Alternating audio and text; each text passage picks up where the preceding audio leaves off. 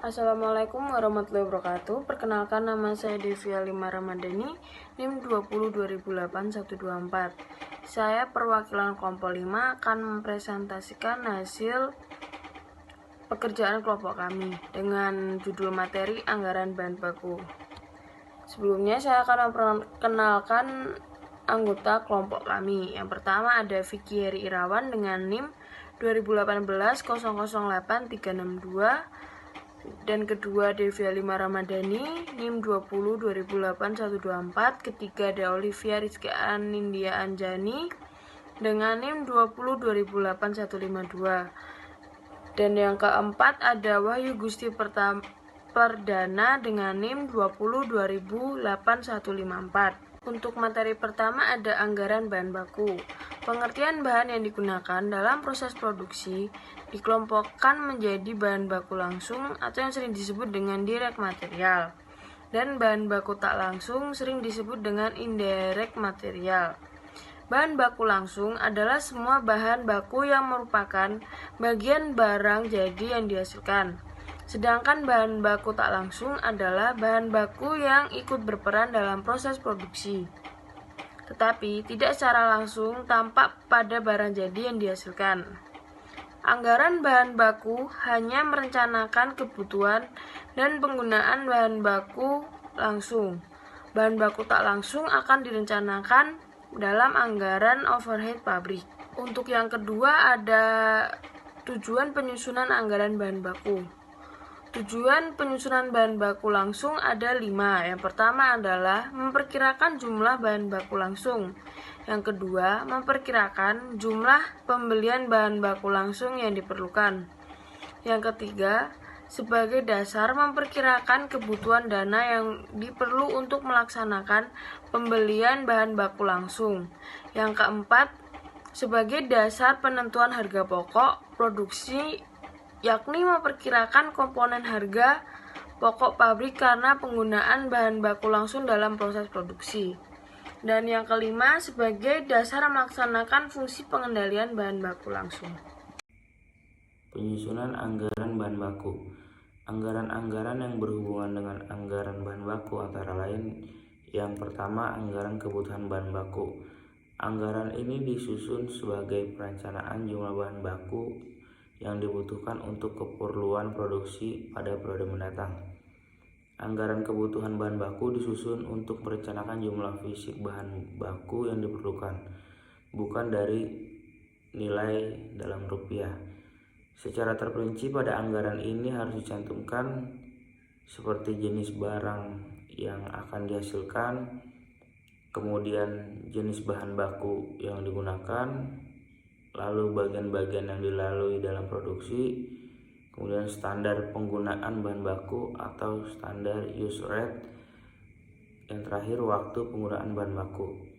Standar use rate adalah bilangan yang menunjukkan beberapa satuan bahan baku yang diperlukan untuk menghasilkan satu satuan produksi jadi. Kemudian yang kedua, anggaran pembelian bahan baku. Anggaran ini disusun sebagai perencanaan jumlah bahan baku yang harus dibeli pada periode mendatang. Ini juga harus dilakukan secara hati-hati, terutama dalam hal jumlah dan waktu pembelian. Bahan baku yang harus dibeli diperhitungkan dalam jumlah dan waktu pembeliannya. Bahan baku yang harus dibeli diperhitungkan dengan mempertimbangkan faktor-faktor persediaan dan kebutuhan bahan baku. Jumlah pembelian yang paling ekonomis atau economical order quantity. Economical order quantity merupakan jumlah barang bahan langsung yang harus dibeli setiap kali dilakukan pembelian, sehingga akan menimbulkan biaya yang paling rendah, akan tetapi tidak akan mengakibatkan kekurangan bahan baku langsung. Baik, saya akan melanjutkan presentasi yang berikutnya. Dalam menghitung EOQ, diperhitungkan dua jenis biaya yang bersifat variabel, yaitu A. Biaya pemesanan. Biaya-biaya yang dikeluarkan sehubungan dengan kegiatan pemesanan bahan baku. Biaya ini berubah-ubah sesuai dengan frekuensi pemesanan. Semakin tinggi frekuensi, semakin tinggi pula biaya pemesanan. Sebaliknya, biaya berbanding terbalik dengan jumlah bahan baku setiap kali pemesanan, misalnya biaya persiapan pemesanan, biaya administrasi, biaya pengiriman pemesanan, dan biaya mencocokkan pesanan yang masuk. Kemudian yang B, biaya penyimpanan. Biaya yang dikeluarkan sehubungan dengan kegiatan penyimpanan bahan baku yang telah dibeli. Biaya ini berubah-ubah semakin besar jumlah bahan baku setiap kali pemesanan, maka biaya penyimpanan akan semakin besar pula. Misalnya, biaya pemeliharaan, biaya asuransi, dan biaya perbaikan kerusakan.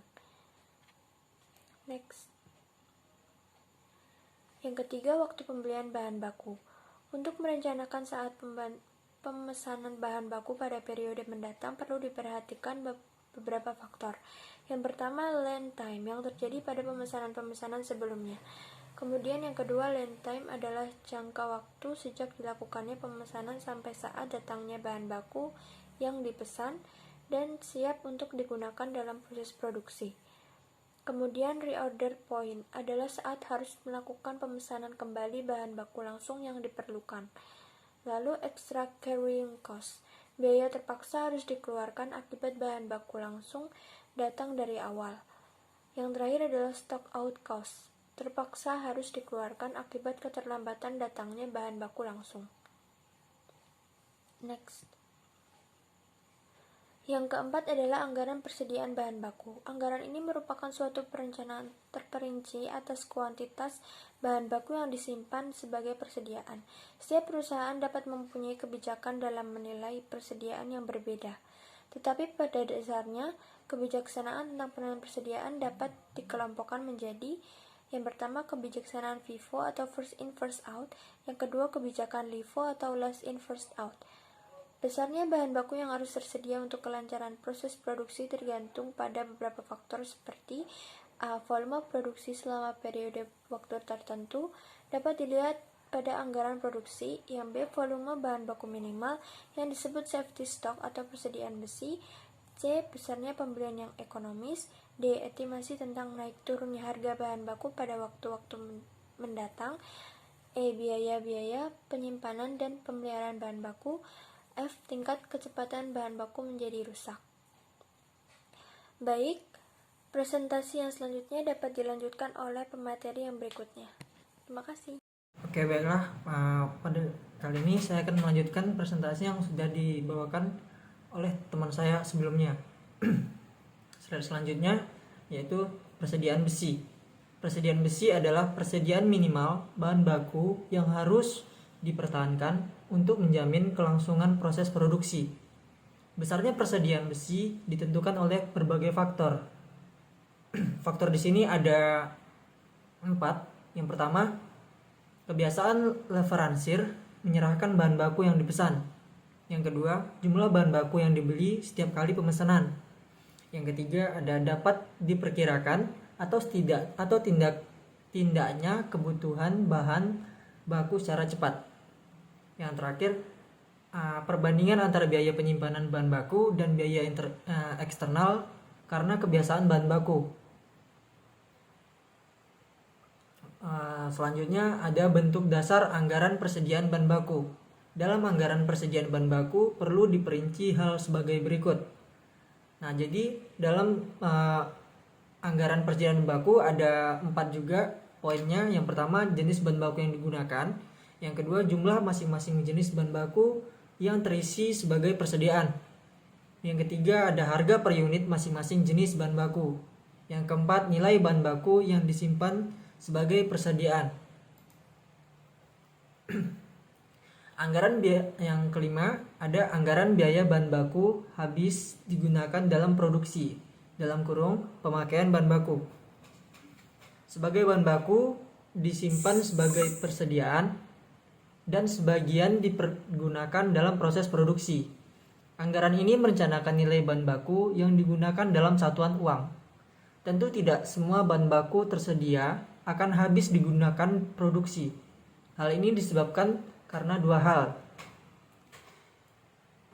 Ada 2 poin di sini yang penyebab bahan baku yang tersedia tidak akan habis digunakan produksi. Yang pertama, perlu adanya persediaan akhir yang akan menjadi persediaan awal periode berikutnya. Yang kedua, perlu adanya persediaan besi agar kelangsungan produksi tidak terganggu akibat kehabisan bahan baku. Lalu selanjutnya ada manfaat disusunnya anggaran biaya bahan baku yang habis digunakan. Selain itu di sini ada juga manfaat disusunnya anggaran bahan baku. Manfaat disusunnya anggaran bahan baku di sini ada dua juga. Yang pertama untuk keperluan product costing, yakni perhitungan harga pokok barang yang dihasilkan perusahaan. Yang kedua untuk diperlukan pengawasan bahan baku. Selanjutnya ada anggaran biaya bahan baku yang habis digunakan perlu memperinci hal-hal sebagai berikut. Di sini ada 5 poin. Anggaran bahan baku yang habis digunakan atau rincian anggaran bahan baku yang habis digunakan. Yang pertama, jenis bahan baku yang digunakan. Yang kedua, jumlah masing-masing jenis bahan baku yang habis digunakan. Yang ketiga, nilai masing-masing bahan baku yang habis digunakan untuk produksi. Yang keempat, ada jenis barang yang dihasilkan dan yang menggunakan bahan baku. Yang terakhir, ada waktu penggunaan bahan baku.